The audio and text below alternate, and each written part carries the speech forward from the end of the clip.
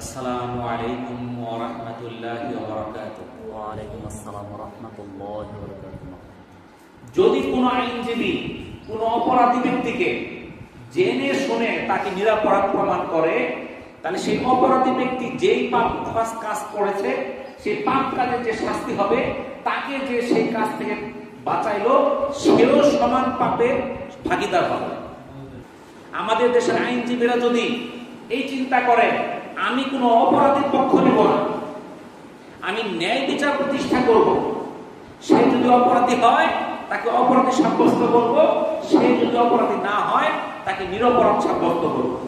কিন্তু কোন অপরাধীর পক্ষ নিয়ে কোন আইনজীবী যদি কোন অপরাধীকে বাঁচায় দেয়, তাকে হাসরের ময়দানে তাকে অপরাধী হিসেবে উঠানো হবে। এবং একজন আইনজীবী যদি জীবনে শত শত হাজার হাজার অপরাধীকে বাঁচায় থাকে, এই হাজার হাজার অপরাধের শাস্তি তার আমলনামায় সংযুক্ত হবে। এবং এই সারা দেশে তাকে দেখা সে যে হাজার হাজার মানুষকে নিরপরাধ প্রমাণ করলো, এটা দেখে আরো মানুষ বিভিন্ন অপকর্মে সংযুক্ত হইল, উৎসাহিত হইল, এই তাদেরকে উৎসাহিত করার শাস্তিও সে পাবে। তাহলে এই কাজগুলো কর্মগুলো যারা করতেছে তাদেরকে বিরত থাকা উচিত।